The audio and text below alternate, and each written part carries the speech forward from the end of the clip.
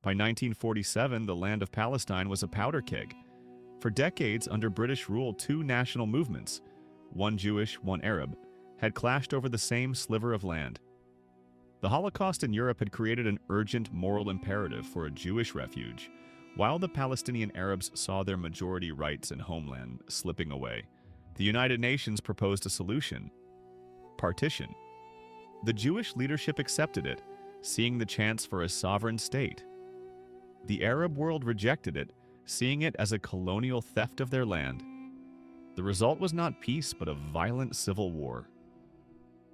From November 1947 to May 1948, Jewish and Arab militias battled for control. The Haganah, the main Jewish force, fought to secure the territory allotted to them by the United Nations. Palestinian militias, aided by volunteers from the Arab Liberation Army, sought to strangle the Jewish state at birth. The conflict was brutal, marked by ambushes, sieges, and atrocities on both sides that sparked a mass exodus of Palestinian civilians. But this was only the prelude. On May 14, 1948, David Ben-Gurion proclaimed the independence of the State of Israel.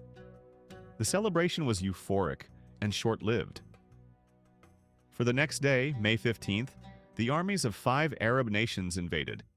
Their stated goal: to crush the new state of Israel and restore Palestine to its rightful owners. On paper, it was a catastrophic mismatch. The Arab forces. The invading coalition was a formidable force on paper.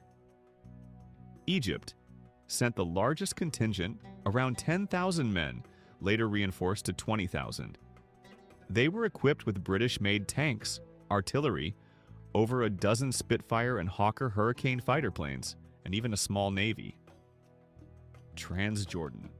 The Arab Legion was the most professional and effective army in the Arab coalition. Numbering around 8,000 to 10,000 highly trained soldiers, they were commanded by British officers like Gleb Pasha and were formidable in set-piece battles. They had a strong artillery arm and armored cars. Syria committed about 5,000 troops, supported by a battalion of French-made Renault R, 35 tanks, and a small air force. Iraq initially sent around 5,000 men, which later grew to 15,000. They were equipped with British artillery and armored vehicles. Lebanon contributed the smallest force, around 2,000 soldiers. Additional forces, several thousand more from the Arab Liberation Army and Palestinian militias. In total, the Arab armies fielded a combined initial force of over 30,000 well-equipped regular troops with air forces, artillery, and armor. Facing them was the newly formed Israel Defense Forces. It was a patchwork force, born from the paramilitary Haganah and incorporating more radical groups like the Irgun and Lehi. In May 1948, they could muster roughly 35,000 troops, but most were lightly armed infantry. Their equipment was a desperate hodgepodge: World War II surplus rifles, homemade Sten guns, and armored trucks plated with makeshift steel plates, nicknamed sandwiches.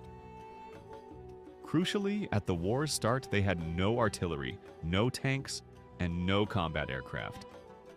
They were outgunned, outnumbered, and attacked on all fronts. The Arab armies attacked on 3 main fronts. The southern front, the Egyptian army advanced in 2 columns. One pushed north along the coast, threatening Tel Aviv itself, reaching as close as 20 miles away. Another moved inland, aiming to link up with the Arab Legion. The central front, the elite Arab Legion, was the greatest threat. They fought their way into East Jerusalem and laid a brutal siege to the 2,000 Jewish defenders in the ancient Old City. They also secured the West Bank. The northern front, Syrian and Iraqi forces attacked the Jewish settlements in the Galilee and the Jordan Valley. Syrian tanks actually crossed the Jordan River, and for a few desperate days it seemed they might break through to the coast. Israel was fighting for its very existence. The entire population was mobilized, but a critical turning point came during a UN-brokered truce in June 1948. Despite an international arms embargo that applied to both sides, Israel managed to secure a massive clandestine shipment from Czechoslovakia. This was not just rifles and machine guns. It included 65,000 Mauser rifles, millions of rounds of ammunition, and, most importantly, over 24 Avia S-199 fighter planes, Czech-built versions of the German Messerschmitt. For the first time, Israel had an air force, pulling off what many considered a logistical miracle. The Arab armies, by contrast, were plagued by political rivalries. When the fighting resumed in July, the IDF was no longer a militia. It was a unified, reorganized army, now 65,000 strong and growing, equipped with heavy weapons. They launched a series of decisive offensives. Operation Danny, July 1948. The objective was to break the Arab Legion's stranglehold on Jerusalem. The IDF captured the key cities of Lydda and Ramleh.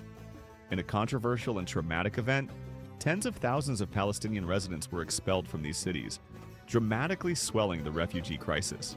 Operation Yoav, October 1948. This campaign was aimed at the Egyptian army in the south.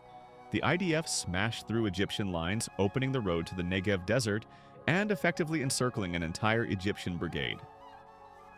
This victory secured the south for Israel. Operation Hiram, October 1948. In the north, the IDF launched a lightning-fast attack. In just 60 hours, they routed the Arab Liberation Army and Syrian forces, capturing the entire Galilee region and pushing all the way to the Litani River in Lebanon.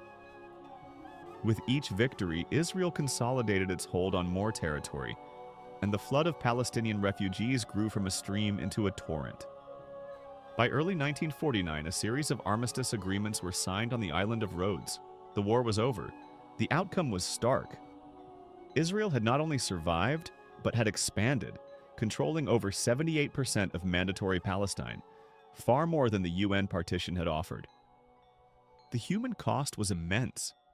Approximately 6,000 Israelis were killed, about 1% of their entire population. For Palestinians, the war was the Nakba, the catastrophe. Between 700,000 and 750,000 Palestinians became refugees, displaced from their homes, their villages often destroyed, their society shattered. The first Arab-Israeli war was the collision that shaped the modern Middle East. For Israel, it was the War of Independence, a miraculous birth forged in battle. For Palestinians, it was the Nakba, a foundational trauma of displacement. The armistice lines of 1949 were not peace treaties. They were merely the borders for the next conflict. The war solved the question of a Jewish state, but it created the enduring questions of refugees, borders, and a people's right to self-determination that still haunt the region to this day.